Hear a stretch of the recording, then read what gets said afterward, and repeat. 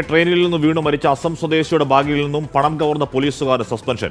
Aluva grade S U സലീമിനെതിരെയാണ് നടപടി. വിഷ്ണു സുരേഷ് വിവരങ്ങളുമായി ചേരുന്നു. വിഷ്ണു, മരിച്ചവന്റെ പണം പോലും അടിച്ചു മാറ്റാം എന്നൊക്കെ കരുതുന്ന അധമ നീച പ്രവർത്തനത്തിൽ നടപടി ഉണ്ടാകുമെന്ന് ഉറപ്പിക്കാവോ? ഈ സലീം നേരത്തെയും എന്തോ സാമ്പത്തിക ക്രമക്കേടിലൊക്കെ കക്ഷിയാണെന്ന് കേൾക്കുന്നു.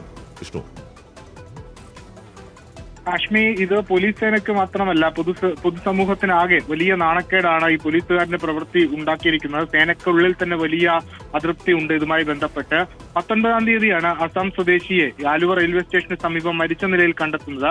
പിന്നീട് ഇയാളുടെ പക്കലുണ്ടായിരുന്ന ബാഗ് പോലീസിന് ലഭിച്ചിരുന്നു. ഈ ബാഗിൽ നിന്ന് എന്തെങ്കിലും മോഷണം പോയിട്ടുണ്ടോ എന്നൊരു പരിശോധന CCTV കേന്ദ്രീകരിച്ച് നടത്തിയപ്പോഴാണ് എസ് ഐ തന്നെ ഈ ബാഗിൽ ഉണ്ടായിരുന്ന 3000 രൂപ എടുത്തു മാറ്റി എന്നുള്ളതിന്റെ ഒരു CCTV ദൃശ്യം പോലീസിന് ലഭിച്ചത്. അതുമായി ബന്ധപ്പെട്ടാണ് എറണാകുളം റൂറൽ SP വൈഭവ് സക്സേന ഈ പോലീസ് ഉദ്യോഗസ്ഥനെതിരെ നടപടി എടുത്തത്. നേരത്തെ നമ്മൾ ഈ ഇടുക്കിയിലൊക്കെ കണ്ടിട്ടുണ്ട് ഈ മാങ്ങാ മോഷണവുമായി ബന്ധപ്പെട്ട പോലീസ് ഉദ്യോഗസ്ഥനെതിരെ നടപടിയെടുത്തത്. അതുകൊണ്ട് ഇതിന് സസ്പെൻഷനിൽ ഒതുങ്ങാനുള്ള സാഹചര്യമില്ല, കൂടുതൽ നടപടി ഉണ്ടാകും. മുൻപ് പെരുമ്പാവൂരിലും കോതമംഗലത്തും ഇരുന്ന ഘട്ടത്തിൽ സലീമിനെതിരെ സാമ്പത്തിക പ്രശ്നവുമായി ബന്ധപ്പെട്ടൊക്കെ നടപടി നേരിട്ടയാളാണ്. പക്ഷേ അത് നിർത്താൻ അയാൾ ഉദ്ദേശിക്കുന്നില്ല. ഇത് ഒരു മൃതദേഹത്തിനരികിൽ കിടന്ന ബാഗിൽ നിന്നാണ് പണം അടിച്ചു മാറ്റിയത്. അതിൽ ഒരു ഗുരുതര സ്വഭാവമുണ്ട്.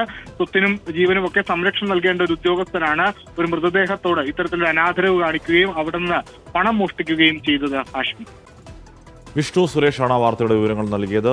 മരിച്ച അസം സ്വദേശിയുടെ ബാഗിൽ നിന്ന് 3000 രൂപ അടിച്ചുമാറ്റിയ ആലുവ ഗ്രേഡ് SIക്കെതിരെയാണ് ഇപ്പോൾ നടപടി.